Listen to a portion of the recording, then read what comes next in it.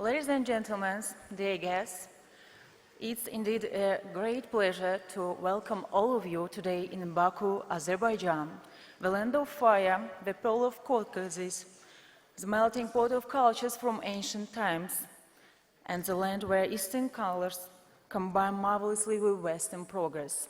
Unique nature, unmatched culture, centuries of history, delicious cuisine, and warm-hearted people identifies Azerbaijan like the home of Caucasian hospitality and friendliness. Located on ancient Silk Road, at the crossroads of East and West and North-South transport corridors, Azerbaijan today experiences a great revival and progress with ambitious goal of becoming a transport and logistics hub of a whole region where digital transformation stands at the top of the agenda. This is the 18th conference, IT conference, for the first time merged with the Technology and Innovation Forum into one big event celebrating technology through a conference and an exhibition.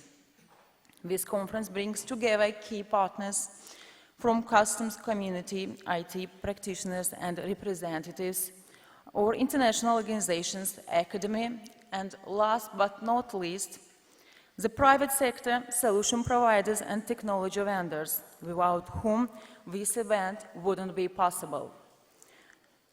So, before becoming and welcoming our dear speakers, I'd like to give a short information that our conference is being held in 4 languages: English, French, Russian, and Azerbaijani.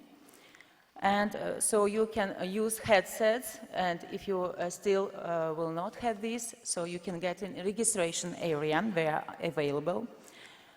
And we have WCO app, which you can download from App Store in order to get more information on agenda, speakers, to connect to our delegates. And now, with this in mind, let me invite now the Prime Minister of the Republic of Azerbaijan, Mr. Novruz Mammadov, to read the official address of the President of the Republic of Azerbaijan, His Excellency, Mr. İlham Aliyev. Please, Mr. Novruz Mammadov.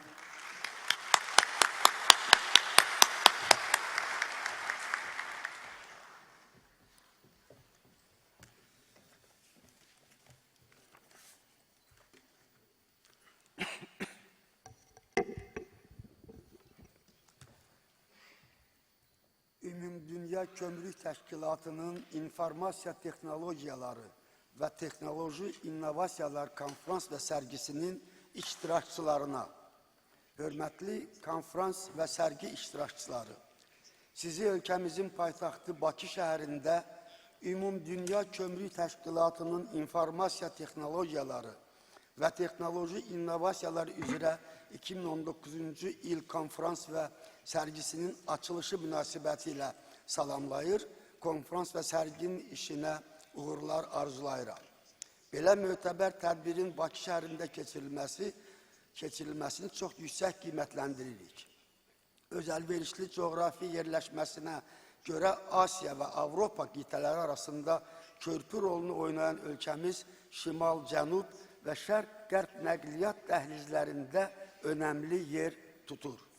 Azərbaycan mövcud nəqliyyat potensialını və tranzit imkanlarını artırmaqda daim maraqlıdır və bu sahədə iri miqyaslı infrastruktur layihələri həyata keçirərək böyük sərmayələr qoyur.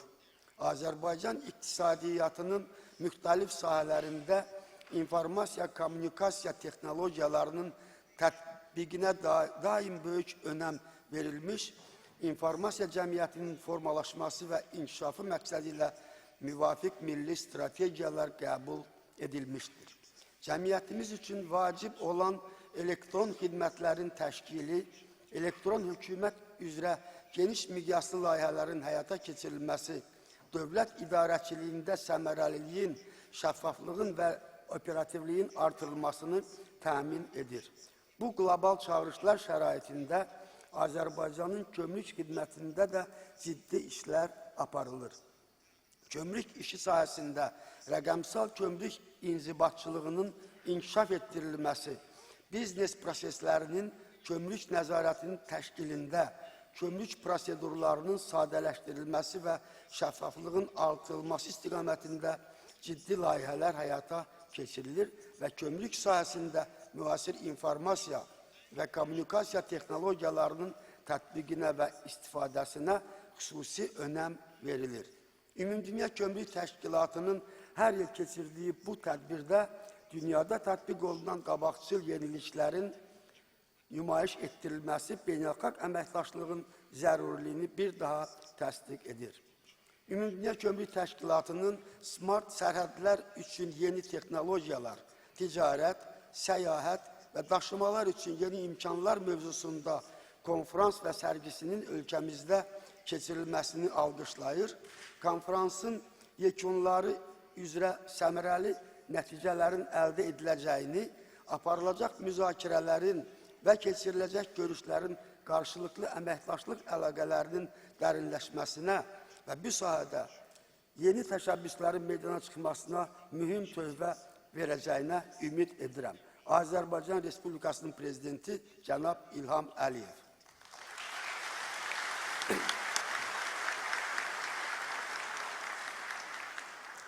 Hörmətli Ümumdünya Kömürlük Təşkilatının baş katibi cənab Kunio, Mikuriya, hörmətli tədbir, konferans iştirakçıları, xanımlar və cənablar, icazə verin, bir neçə kəlmə də mən burada bu konferansın girişində sizinlə öz fikirlərimi bölüşüm.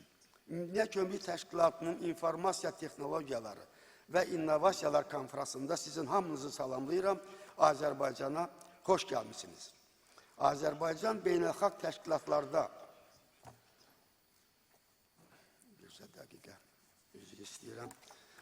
bugünkü tədbirdə siz kömürlük orqanlarının sərhəd idarəçiliyi üzrə qurumların, işgüzar dairələrin nümayəndələri birlikdə kömürlük işinin müxtəlif mövzularına həsr olunan aktual strateji yanaşmalarla bağlı müzakirələr aparacaqsınız.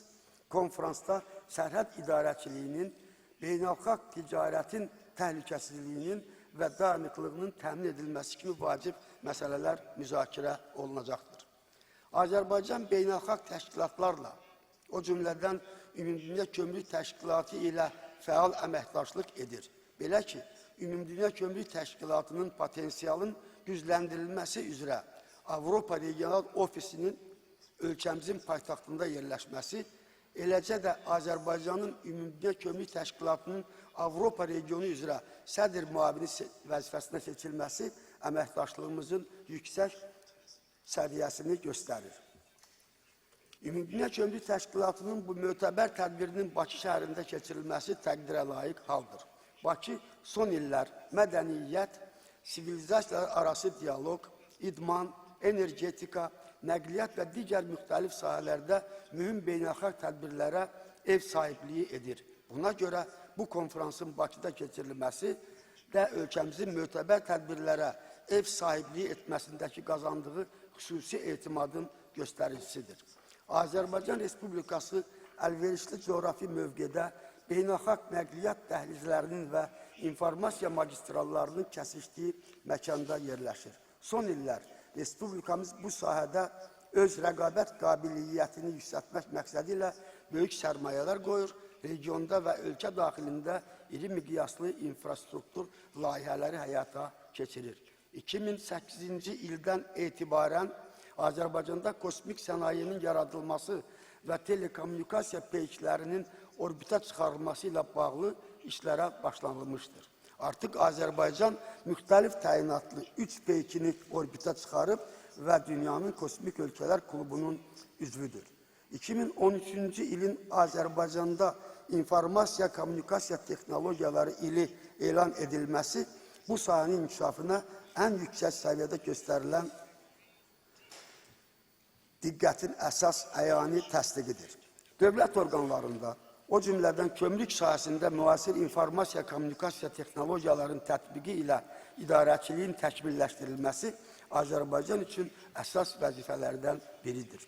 Azərbaycan Respublikasının Prezidenti cənab İlham Əliyevin rəhbərliyi altında həyata keçirilən dövlət proqramları və islahatlar nəticəsində ölkəmizin ümumdünya elektron məkanına sürətli inteqrasiyası təmin edilmiş, elektron hökumətin, rəqəmsal iqtisadiyyatın, elektron kommersiya və data mərkəzlərinin, texnoloji parkların, biznes inkubatorların yaradılması, informasiya təhlükəsizliyinin təmin istiqamətində mühüm addımlar atılmışdır. Hörmətli qonaqlar, konferans iştirakçıları, sizi Azərbaycanda bir daha salamlayır, konferansın işinə uğurlar arzulayırım.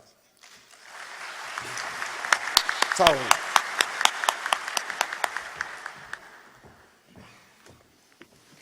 On behalf of the World Customs Organization and all international customs community, please allow me to express our deep gratitude to the government of Azerbaijan for hosting this important event in Azerbaijan and for your ardent support all along the process of arranging the conference.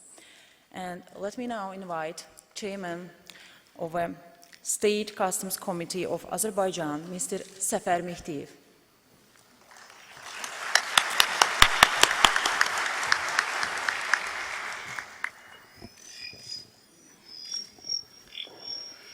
Cənab Baş Nazir, Ümumdünya Gömrük Təşkilatının baş katibi cənab Mikuriya, hörmətli tədbir iştirakçıları, hörmətli hökumət üzvləri, xanımlar və cənablar.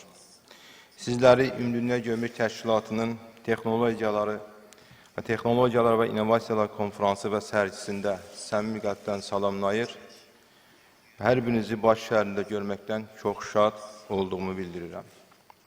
Əsası ümummilli lider Heydər Əliyev tərəfindən qoyulan və zat ailələri cənab İlham Əliyevin rəhbərliyi ilə davam etdirilən uzaq görən və düşünülmüş mütərəqqi siyasət nəticəsində bugün Azərbaycanda bütün sahalarda olduğu kimi gömrük işinin müasir idarəçilik prinsipləri əsasında təşkili və istiqamətində mühüm nailiyyətlər əldə olunmuşdur. Ölkəmizin xarici ticarət əlaqələrinin inkişafında beynəlxalq əməkdaşlıq müstəsna rol oynayır. Azərbaycan xalqının ümummilli lideri Ulu Öndər Heydər Əliyevin təbirincə desək, dünya təcrübəsi göstərir ki, heç bir ölkədə beynəlxalq əməkdaşlıq, təcrübə mübadiləsi olmadan, səylər və ehtiyatlar birləşdirilmədən tək başına iqtisadi tərəqqiyə nail oluna bilməz. Bugün Heydər Əliyev mərkəzində keçirilən Ümumdünya Gömrük Təşkilatının ən böyük tədbirinin informasiya texnologiyaları, texnologiya və innovasiyalar konferansı və sərgisinin keçirilməsi heç də təsadüfi deyildir. İlk dəfə olaraq həm özəl, həm də dövlət sektorunun öz nəzində tutulmuş təşkilat iki tədbiri, informasiya və texnologiyalar konferansı və sərgisini, texnologiya və innovasiyalar forumunu birləşdirərək vahid bir tədbir çərçivəsində təşkil edir. Belə bir yeniliyə məhz Bakıda keçirilən tədbirdə imza atılması ölkəmizin möhtəbər tədbirlərə ev sahibliyi etməsindəki qazandığı xüsusi rəğbətin və etibarın göstəricisidir. Smart sərhədlər üzrə üçün yeni texnologiyalar, ticarət və səyahət və daşımalar üçün yeni imkanlar mövzusunda keçirilən konferansda beynəlxalq ticarətin təhlükəsizliyini və dayanıqlığını təmin etmək məqsədi ilə gömrük işi sahəsində blockchain texnologiyasından, süni intellektdən istifadə kimi məsələlər ətrafında maraqlı müzakirələr aparılacaq və tətbiq edilən biləcək ən müasir texnoloji həllər barədə təqdimatlar ediləcəkdir. Ölkəmizdə informasiya kommunikasiya texnologiyalarının tətbiqinə xüsusi önəm verilir və beynəlxalq ticarətin həcmini günü-gündən artması, qloballaşma və inteqrasiya proseslərinin genişlənməsi və dünya təsərrüfat sisteminin şaxalanması nəticəsində ticarət təchizat zəncirinin idarə edilməsi daha mürəkkəb və çox mərhələli bir prosesə çevrilmişdir. Müasir inovativ həlləri özündə ehtiva edən texnoloji imkanlardan istifadə etmədən çətin vəzifənin öhdəsindən gəlmək mümkün deyil. Eyni zamanda texnologiyaların sürətli inkişafı nəticəsində iqtisadiyyatın rəqəmsal transformasiyası, elektron kommersiyanın inkişafı ilə əlaqədar virtual ticarət operatorlarının sayının artması, bulut texnologiyalarına əsaslanan yeni dəyər zəncirinin formalaşması öz növbəsində yeni risklər yaradır və ticarət təchizat zəncirinə gömrük orqanları tərəfindən effektiv nəzarətin məhdudlaşdırılmasına gətirib çıxarır.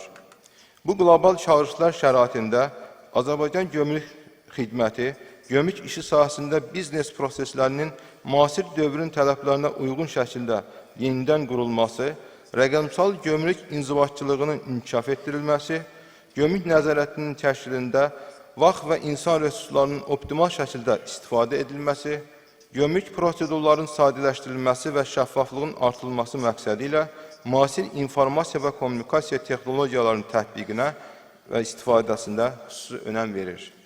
Belə ki, göstərilən bu məqsədlərə nail olmaq üçün son illər ərzində bu istiqamətdə həyata keçirilən layihələr nəticəsində gömrük prosedurlarının sadələşdirilməsi və ticarətin asanlaşdırılması sahəsində mühüm addımlar atılaraq bir sıra inovativ xarakterli layihələr işlənib, hazırlanaraq icra edilmişdir. Azərbaycan Gömrük Xidməti tərəfindən təqdim edilən elektron xidmətlər ümumilikdə ölkədə ən çox istifadə edilən elektron xidmətlər sırasındadır. Bu gün gömrük rəsmiləşdirilməsi prosesləri tam avtomatlaşdırılıb, gömrük bəyənləmələrinin təqdim edilməsi, gömrük ödənişlərinin həyata keçirilməsi, gömrük orqanlarına müraciətlərin izlənməsi kimi xüsusi sosial əhəmiyyət kəsb edən xidmətlər tam kağızsız texnologiyalar əsasında qurulub. Müasir dövrün mürəkkəb problemlərini biri olan kölgə iqtisadiyyatı ilə mübarizədə ən səmərəli üsullardan biri də yüzyılı statistikanın aparılmasıdır. Cənab Prezident İlham Əliyevin tapşırıqlarına müvafiq olaraq gömrük orqanlarında şəffaflığın təmin edilməsi istiqamətində mühüm addımlar atılmışdır. Fürsətdən istifadə edərək burada iştirak edən Azərbaycan ilə ticarət münasibətləri olan ölkələri yüzyılı statistika aparmağa və bu sahədə ortaq layihələrin həyata keçirilməsinə dəvət edirəm. Tədbir iştirakçılarını konfrans çərçivəsində keçirilən sərgidə nümayiş ediləcək gömrük orqanlarının üzləşdikləri çətinliklərin öhdəsindən gəlinməsi üçün həll yollarını təklif edən müxtəlif şirkətlərin məhsulları ilə yaxından tanış olmağa dəvət edirəm. Çıxışımın sonunda Ümumdünya Gömrük Təşkilatının baş katibi cənab Mikuriya və Ümumdünya Gömrük Təşkilatının üzvlərinə bu tədbirin Azərbaycanda keçirilməsi üçün keçən il vermiş olduğu Azərbaycandakı inovativ yeniliklərə və layihələrə dəstəyə görə təşəkkürümü bildirir və konfrans iştirakçıları adından bu konfransın yüksək səviyyədə keçirilməsinə dəstək verdiklərinə görə cənab Prezident İlham Əliyevə və hökumətimizə təşəkkür edirəm. Diqqətinizə görə sağ olun.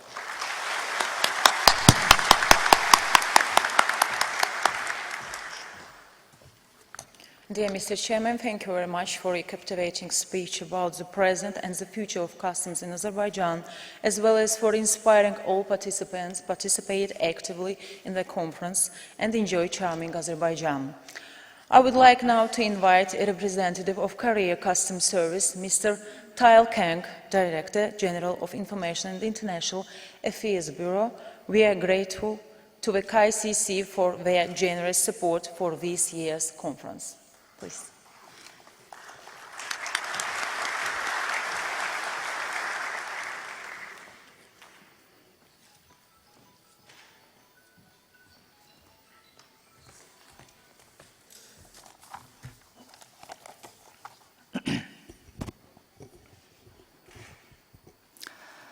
Good morning. His Excellency Prime Minister Mr. Novruz Mammadov, Mr. Safar Mehdiyev, Chairman of Azerbaijan State Customs Committee, and Dr. Kunio Mikuriya, Secretary General of the WCO, delegates from the WCO member countries, international organizations, IT experts, ladies and gentlemen. I'd like to express my appreciation to you all for joining the WCO IT conference in Baku, city of pounding wind, for 3 days. On behalf of Korea Customs, it gives me a great honor to deliver an opening remarks. Azerbaijan, situated between the Caspian Sea and Black Sea, has been a vital trade corridor linking cultures of the East and the West. Given this geographical location, it is quite fitting that this conference is being held in Baku, Azerbaijan, to share information on cutting-edge technologies for trade facilitation. Distinguished guests, as you may know, the global trade volume has grown significantly for the last decades. As the trade volume increase is closely linked to national economic growth, it brings industrial development and enhanced quality of life for member countries. Here, customs administrations play a key role in ensuring both trade facilitation and safety without disrupting the flow of legitimate trade. For the past decades, we worked on collecting useful data and enhancing risk management by establishing electronic clearance system to achieve trade facilitation and prevention of illegal trade in a balanced manner at the same time. Globally, the discourse today has been structured in order to incorporate emerging technologies into production facilities, businesses, and administration procedures to drive innovation in the era of the fourth industrial revolution. Emerging technologies such as blockchain, AI, and big data are important in delivering efficient and fast customs services in border control area as well. This conference is, therefore, offering a valuable platform for border agencies and IT experts to discuss new trends in the use of new technologies. Taking this opportunity, we will be able to find ways to efficiently apply new technologies to customs system and to facilitate the global trade. From the early 1990s, Korea Customs initiated EDI-based electronic clearance system and developed UniPass, a Korean e-clearance system, in 2006. By doing so, we have been able to shorten customs clearance time and increase integrity of customs officials, resulting in an effective customs border management. In addition, under the banner of Smart Customs, we are implementing digitalization strategies by integrating big data, blockchain, and AI into import and export clearance, e-commerce, border control, and risk management these days. With regard to this technology application, Korea Customs is working with three main projects. First, a blockchain-based export clearance platform. Second, AI-enabled X-ray system for inspection. Third, big data platform for better risk management. Such technologies have proven to be very effective in our work, although they are still in the pilot test stage. So, I believe that taking customs administration to a higher level based on new technologies is possible in the near future. And it is the best possible solution to respond to the explosive growth of trade volume with limited human resources. Ladies and gentlemen, it is my hope that we can exchange ideas about the recent IT trend and build stronger collaborative ties. Let's also discuss best practices in using new technologies. Once again, my thanks go to customs officers from Azerbaijan State Customs Committee for bringing us together and WTO members for their efforts. In closing, Korea Customs is very pleased to support the WCO IT conference this year as well. I'd like to also say that Korea Customs is willing to further contribute to WTO member countries and the global customs community. Thank you very much.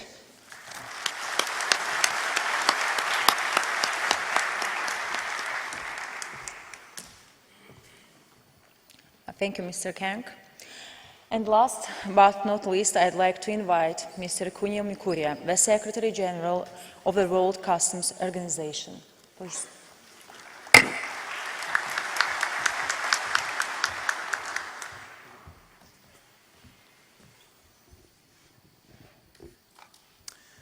Honourable Prime Minister, Excellencies, ladies and gentlemen, it is a great pleasure and honor for me to organize this WCO flagship event of ITTI conference here in this beautiful city of Baku, Azerbaijan. First of all, I would like to express my sincere appreciation for President Aliyev for his vision and strong support for the WCO.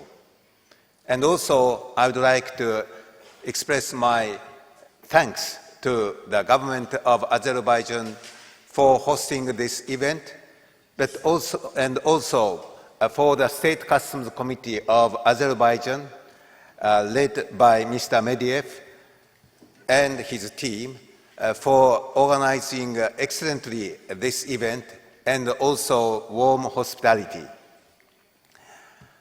I'd like to really say that I'm very happy to be here in Baku because this is a country where they use technology, very technology savvy, for enhancing its logistics services.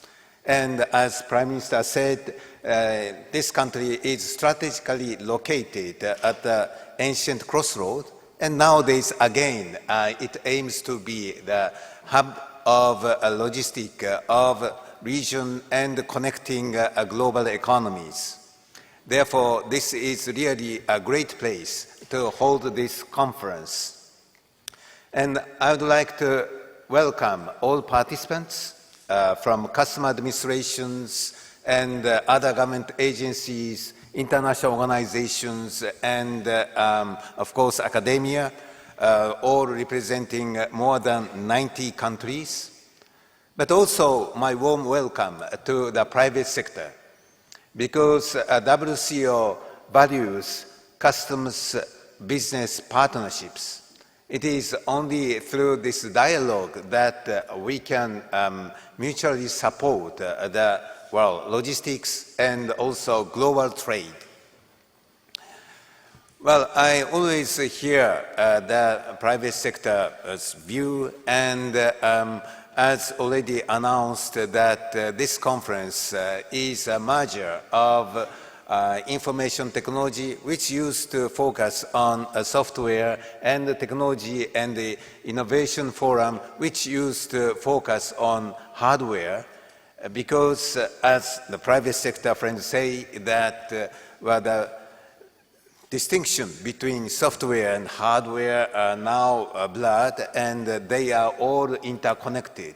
So why not having one big event, annual event for the WCO? So this is where we merged and to move ahead with new technologies. Also, this event is preceded, as always, by the region workshop on data model, because this is one of the greatest capacity building opportunities. And at the same time, we organized the global WCO's Global Technology Experts Group on non-intrusive inspection technology. Because as a standard setting organization, we want to use this momentum to further develop a standard for image scanner images and data. So this is really a great moment for the WCO to leverage on technology. This year, we chose our theme, new technology for smart borders, and also new opportunities for 3 T's, that is trade, travel, and transport. Well, in each 3 of areas, there has been a huge development, technological development, that is a basis for economic development. First, in terms of trade, we have, been observing the rise of e-commerce, which not only changing our way of life, but also government policies. So how this e-commerce can reshape our world policy and our global trade landscape is what I would like to discuss through this conference. But e-commerce is only the beginning of digital economy. And nowadays we see many disruptive technologies such as blockchain, artificial intelligence, Internet of Things, and what would be the implication for border management and trade and economic development. And this is a forum where we really hear from others' experience and think together to face with this new reality and also contribute to economic development. In the area of travel, yes, based on the technology, now movement of people, passengers, became very intensive. And as we see in the airport, yes, when you go through airports, we see many smart airports being developed. So how we can satisfy consumers, but also how we can maintain our efficiency, that is what we would like to hear and think together. Of course, transport area is not limited to air, but in the maritime, more cruise ships are coming, and land borders, more tourists are coming. And this is a great opportunity for the world economy because tourism is really flourishing, which will further close those countries hitherto rather landlocked or sea-linked, but those landlocked countries and small land economies are increasingly using trade and travel, tourism, to increase its economic competitiveness. Well, in the area of transport, we have seen, many developments. We also see observing the development of self-driving vehicles, drones, and other state-of-the-art technologies. But also there is a consideration on environment, and this is where we see green transport. So how we can leverage on that, how we can bring our border management catered for this new transport is really something that we would like to reflect on. Well, speaking of environment, of course, all those trade, transport, travel and transport, they contribute to sustainable development goal. And sustainable development goal, there are many areas of development, but one area is how to improve the life standards of citizens. And in this connection, customs administrations will facilitate, but also we tackle illicit trade, and of course, revenue collection, it's the fiscal foundation for sustainable development. And how we incorporate this technology into our risk management system in support of sustainable development is what we'd like to reflect on and coming of some good ideas. Well, this conference is where we expect your active participation. It is only through asking questions or challenging our speakers and the new technologies that we can move together for a better world. Therefore, I really appreciate your active participation. And it is only through sharing experiences, ideas, best practices that we can make tangible progress for the future.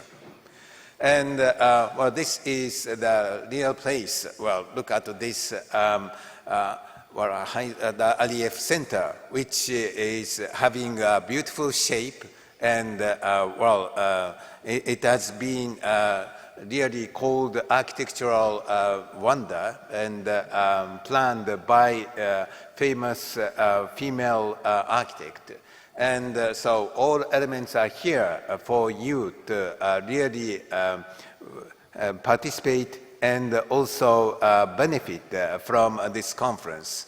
And also outside this conference room, you see exhibition area. And at the exhibition, you can have more private talk. And this is where the private sector can hear what are the needs and the priorities of customs and other government agencies. And also for us, the public sector, we can hear what technology is available and how we can leverage on jointly apply technology to our society. So once again, I would like to express my sincere thanks to Azerbaijan and welcome to the land of fire. Thank you very much.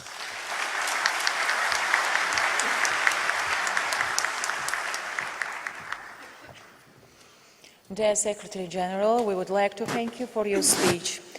It has now set the scene for the discussions we will be having during the rest of the conference. We are honored to be hosting the WCO IT conference, the first big technology forum of the organization in the city of Baku. And on behalf of the government of Azerbaijan, I would like to thank you for providing us with this opportunity.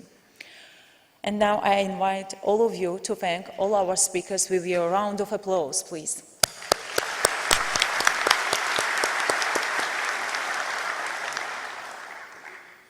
We are honored to have with us today a Nobel laureate in economics. He is the Adams University professor and professor of economics and mathematics at Harvard. He has made contributions to game theory, contract theory, social choice theory, political, economic, and other areas of economics. So he was awarded the Nobel Memorial Prize in Economics for laying the foundations of mechanism design theory. So I'd like to invite to the stage Professor Eric Maskin, Nobel laureate in economics.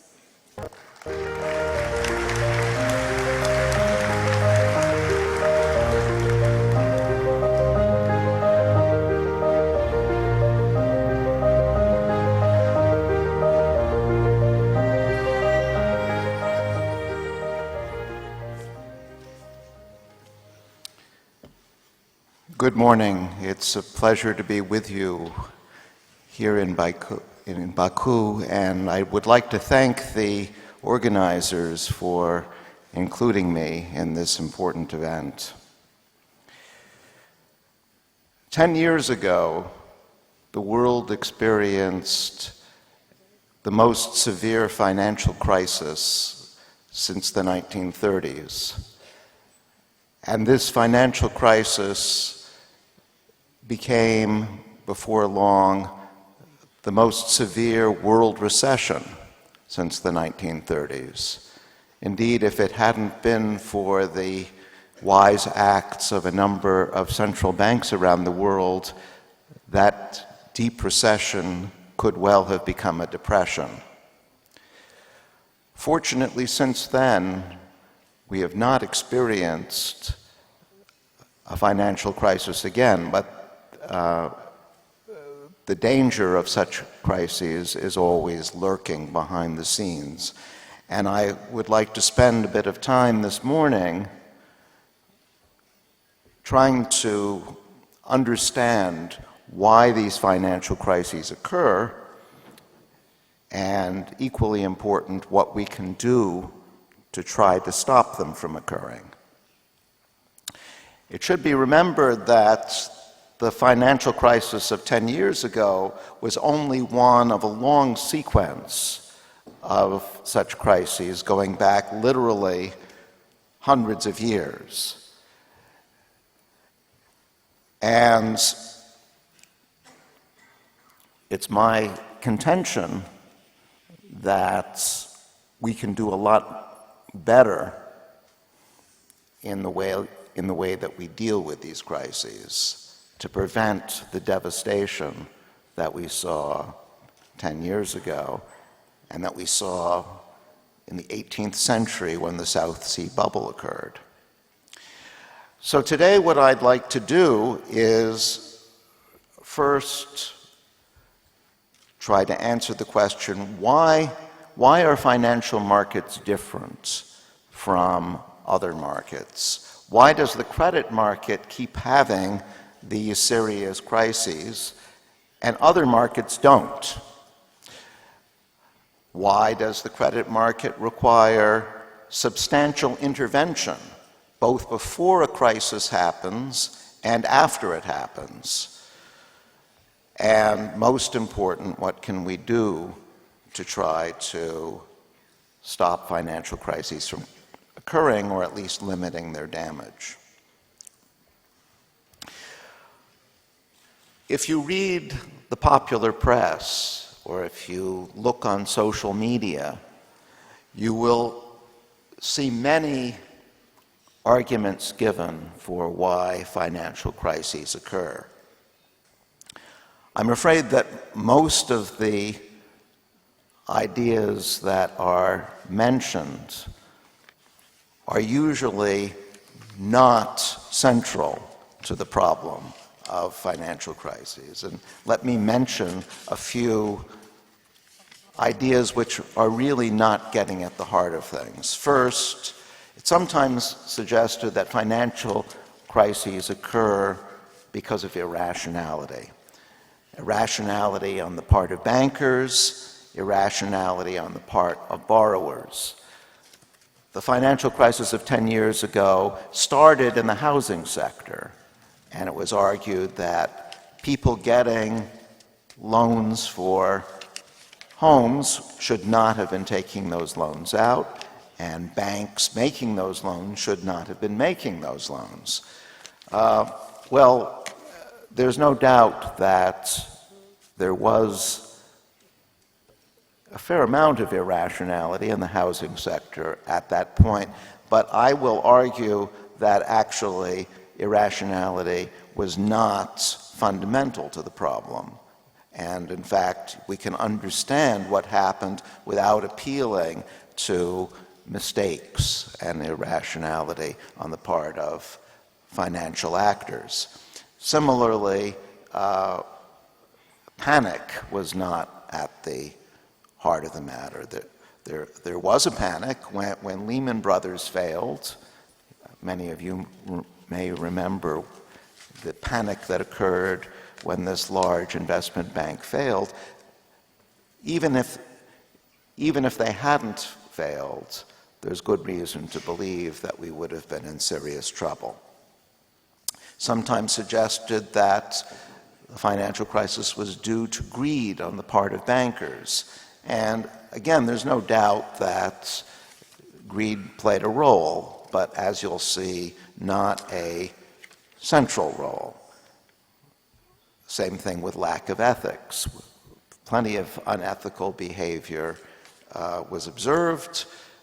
The most famous episode was the Ponzi scheme that was created by the investor Bernie Madoff, involving billions and billions of dollars fraudulently obtained.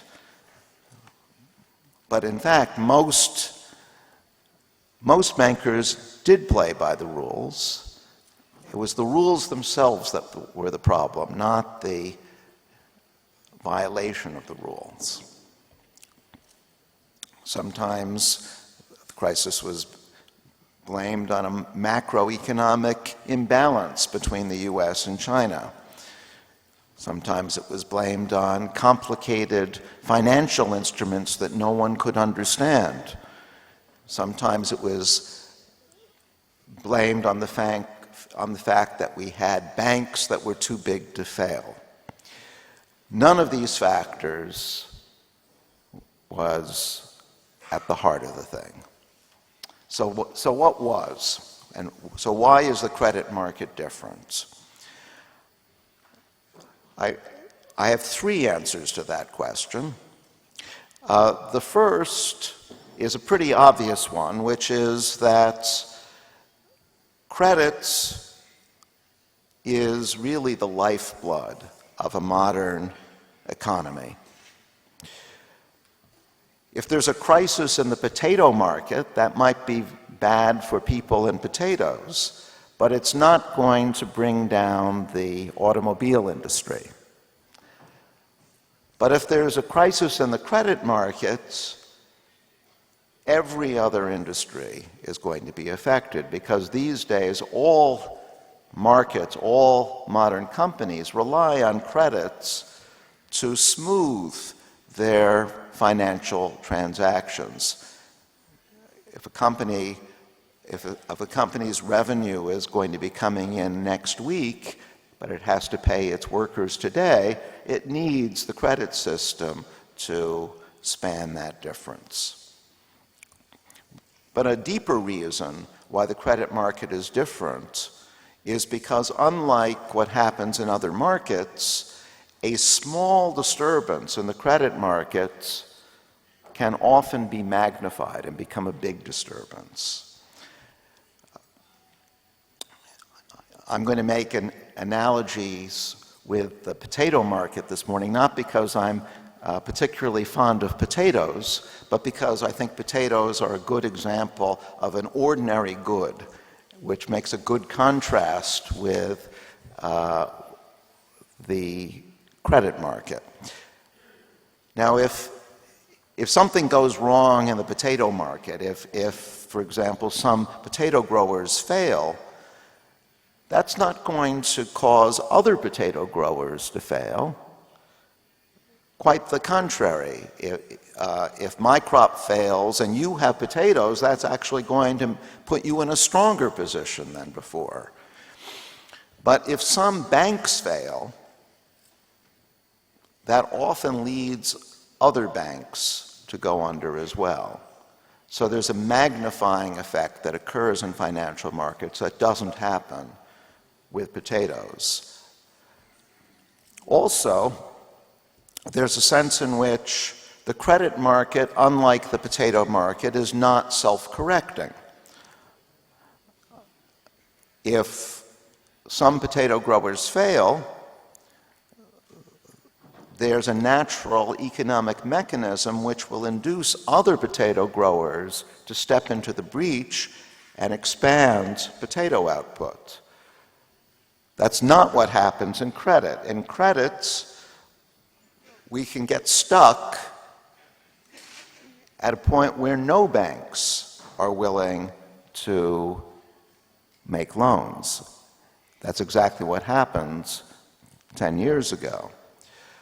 Now, points 2 and 3 may not be obvious, and so I'd like to spend a few minutes explaining why these points really are true. And I'm going to stick with the potato comparison. Let's imagine that a blight comes along, a crop disease comes along and wipes out all the potatoes in Ireland. This actually happens in the mid-19th century. Well, what will happen? The first thing that will happen is that because now there's there's less potatoes than people were expecting, we'll see an immediate rise in the price of potatoes.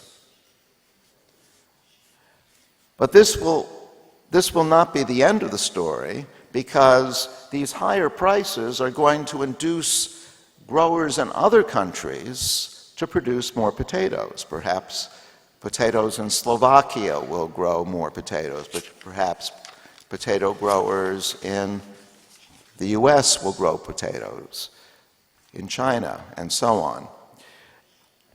And that makes the potato market self-correcting, because yes, the crop failure will hurt consumers in the short run. They're going to have to pay higher prices for potatoes, but those higher prices induce more potato growing.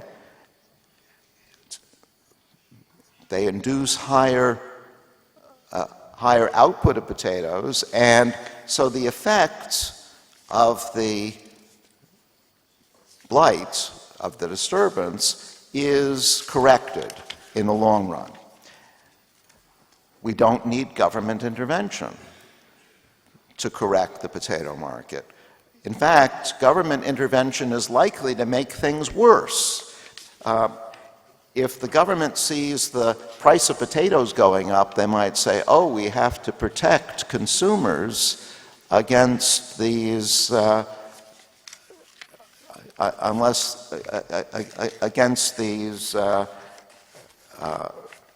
ravenous potato growers who are trying to get unseemly profits at these very high prices. So we'll put a cap on potato prices, or we'll tax potato growers' profits.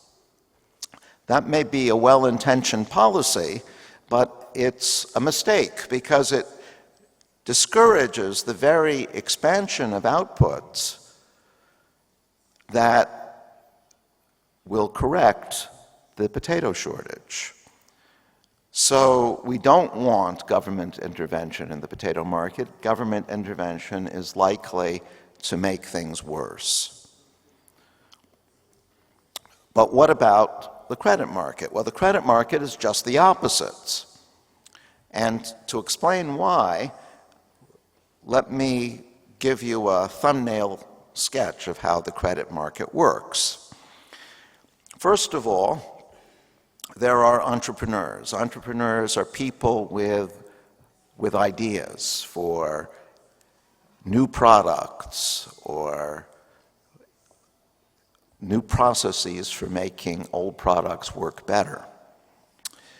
So they have ideas, but they typically don't have enough money to finance those ideas. So they go to banks. And I'm going to use the term bank to cover any kind of credit source. It could be an old-fashioned bank, it could be a venture capitalist, anybody who provides financing. Well, banks have money, at least they have some money, and they also typically have the ability to evaluate ideas. So they try to invest or make loans to entrepreneurs who have good ideas. They don't invest or loan to entrepreneurs who have bad ideas.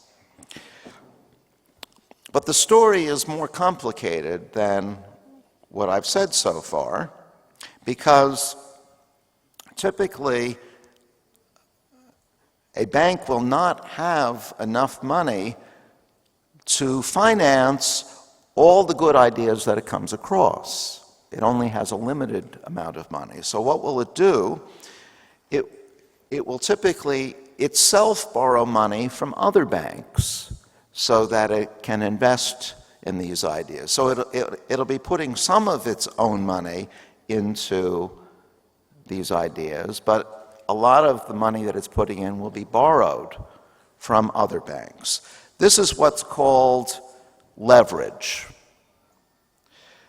And leverage can be a very good thing for a bank, because it allows the bank to increase the return that it gets on its investment.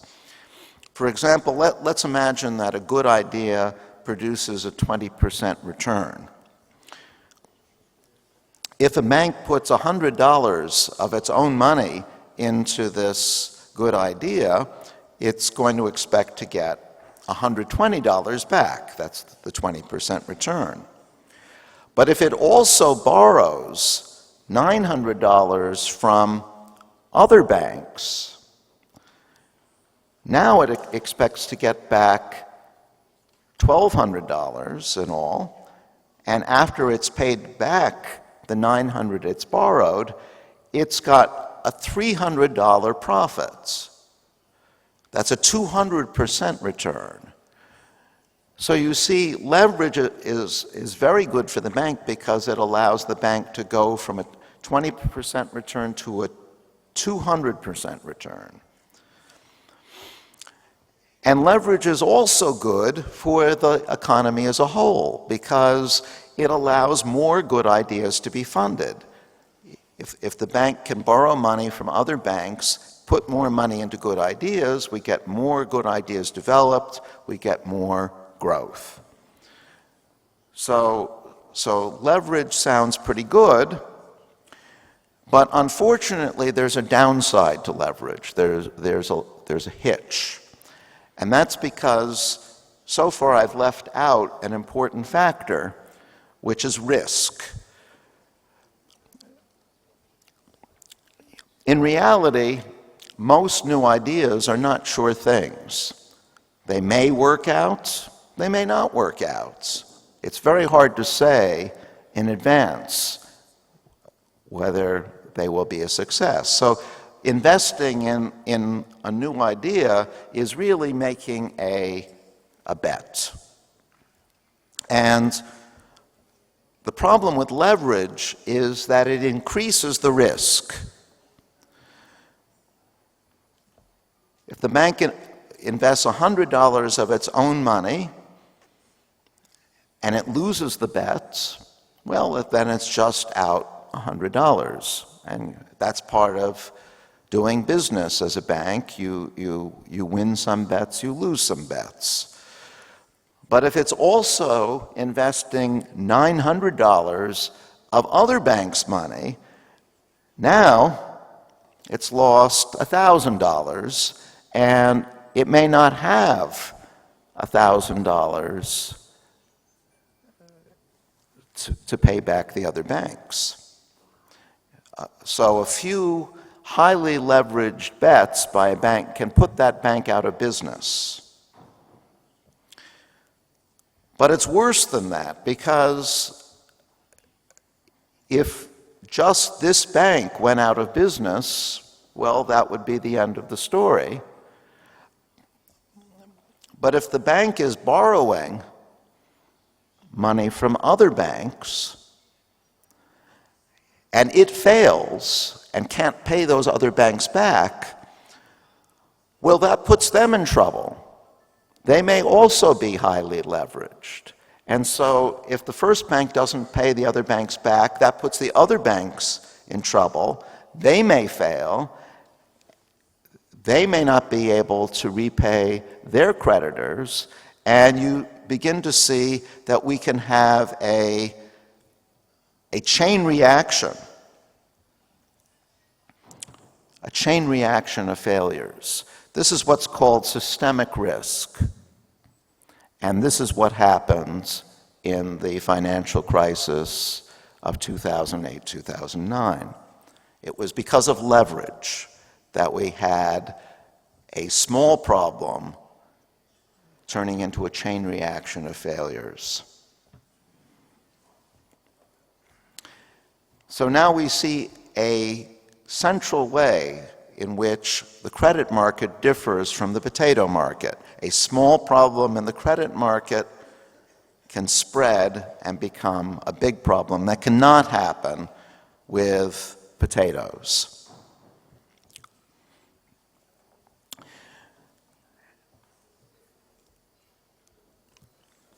I'm an economist, and economists use the word externality to explain what is going on in the credit market. The problem is that a bank, when it makes a leveraged loan, doesn't take into account the jeopardy that it's putting other banks in by the risky loan and the leverage that it's taking on. So an externality is an action that you take that you don't consider the effect of on other people. And in markets where there are externalities, we don't expect those markets to work very well without regulation. And it's not because of irrationality, and it's not because of unethical behavior, and it's not because of greedy behavior on the parts of banks. They just don't have the incentive to worry about the other banks. They're interested in their own bottom line. They're not interested in the bottom line of these other banks. But the end result is that the financial system, the credit system, is unstable, and it can have these chain reactions of failures. There are other markets where the same thing happens. Think of the market for clean air, for example. You might say, I didn't even know there was a market for clean air. I didn't know I could go out and buy clean air. Well, actually, you can go out and buy clean air, but that market works so badly that you may not have even noticed that it exists. And let me explain why. Let's suppose that there's a steel plant which is producing steel and as a result is putting a lot of smoke in the air. Smoke which is really bad for the laundry, which is operating right next door. The smoke gets in the clothes and it makes the laundries work much harder. Well, the laundry might go to the steel plant and offer to pay the steel plant to reduce its smoke. That would be buying clean air. That can happen. But the problem is that the laundry is not the only company being affected by this smoke. There are lots of other companies that are being affected too. And the laundry might say, why should I pay for the steel plant to reduce its smoke? But it's better to have one of the other companies do it. So I'm just going to sit back and wait for them to do it. But they're also sitting back and waiting for someone else to do it. And the net result is that there's not very much smoke reduction. This is a world where each laundry, each company, if it did buy smoke reduction, would be conferring a benefit on all of the other laundries. That's the externality.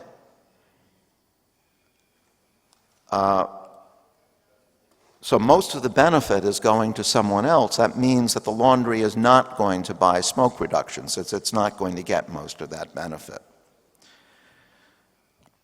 So we don't see clean air arising through market forces alone. How do we get clean air? We get clean air by somebody, like the governments, imposing a fine on pollution or putting a cap on pollution, something like that. We need government regulation to get clean air. Well, it's the same in the credit markets. We have this externality where banks take on too much risk and too much leverage, and the only way this can be corrected is through intervention. In fact, I'm going to argue that there are two kinds of intervention that are needed. There's what we might call ex post intervention, which is what government does after banks get into trouble, and there's ex ante intervention to prevent a crisis from occurring in the first place. Now, ex post intervention is pretty straightforward. If some banks get into trouble, what the government needs to do to prevent a chain reaction of failures is to bail them out. Bailing them out means giving them enough capital so that they can continue to make loans and continue to pay back their creditors. Now notice that the reason for having this bailout is not so much to save these banks. It's not to make sure that they survive, but to protect the other banks who would get into trouble if these banks failed. So the idea of the bailout is to prevent a chain reaction. Unfortunately, a bailout policy comes at a serious cost, which is that if banks know that they're going to be bailed out if they get into trouble, well, then they have an incentive to behave in an even more risky way and take on even more leverage because they're going to be saved in the end. So it's a mistake for a government to rely on bailouts alone, because bailouts are actually going to make the probability of a financial crisis even higher. And that's where ex-ante intervention comes in. And ex-ante intervention takes the form of regulation. The head of the U.S. Federal Reserve Bank in the mid-2000s was a man named Alan Greenspan. Alan Greenspan famously said that, in his view, financial institutions like banks were self-correcting, so that the government didn't have to do anything. Well, he was wrong. Without regulation, banks are going to be over-leveraged, make too many risky loans, and the system will blow up and we'll have a chain reaction of failures. So what should the government do? It should first impose minimum standards on loans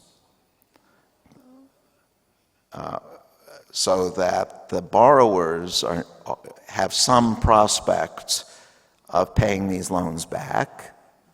The borrowers should be reasonably creditworthy. And second, there should be limits on leverage. Or put another way, banks have to be putting enough of their own capital into these loans. There should be a limit to how much they can borrow from other banks. And that's it. That's really all that's needed for a good regulatory system.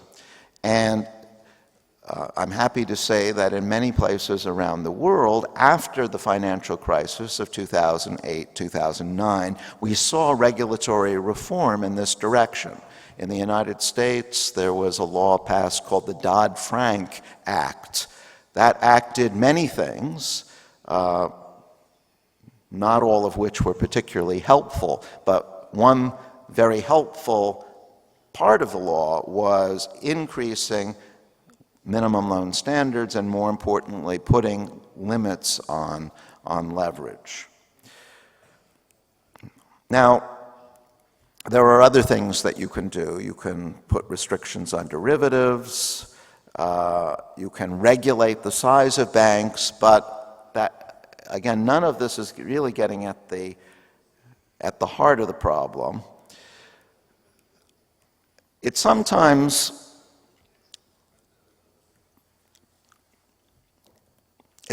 suggested that the problem with regulation is that, yes, it may stop financial crises from occurring,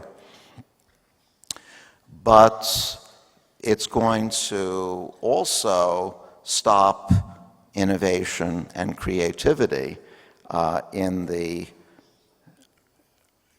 financial sector. And there is some truth to that. It is possible to have an overly regulated system. What you want to do is to strike a balance between enough regulation to stop meltdowns, but not so much regulation that you stifle economic activity. But it is possible to get that balance. In fact, there was a golden period after World War II, a 40-year golden period from about 1945 to 1985, where there was significant regulation. These regulations had been developed as a response to the Great Depression, and they were still in place. And yet, the world's economies were growing at a pretty good clip in that 40-year period. So it is possible to have both good growth and good regulation. Unfortunately, beginning in the mid-'80s, people forgot the lessons of the Great Depression and they started to deregulate. And at the same time, new financial institutions came into existence which weren't regulated at all. So banks are regulated, but hedge funds are not, and hedge funds do much the same thing as banks. So let's remember the lesson of the Great Depression. Let's remember the lesson of the financial crisis of 10 years ago. Financial markets don't regulate themselves. There are good reasons why even rational, ethical bankers may still get into trouble unless there is good regulation in place. And the financial world is so important to all of us that preventing another financial crisis on the scale of 2008-2009 should be the #1 goal of government. Thank you very much.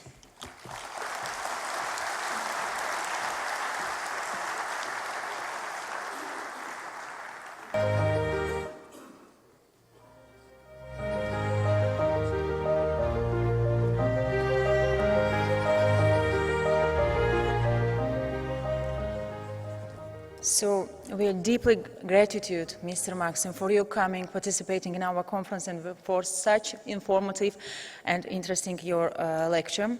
And also we want to thank S2 Global, ISA Repiscan, for a corporate sponsor of the event for the welcome reception held yesterday evening. And also, Repiscan Systems ACE, S2 Global, is a leader in security screening solutions helping governments,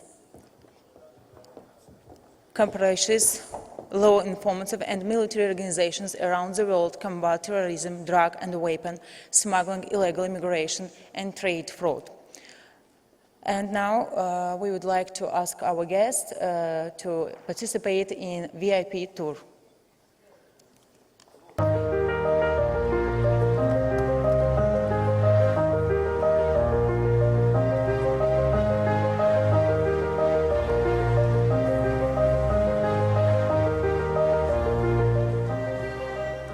Please, our guests, stay on your place.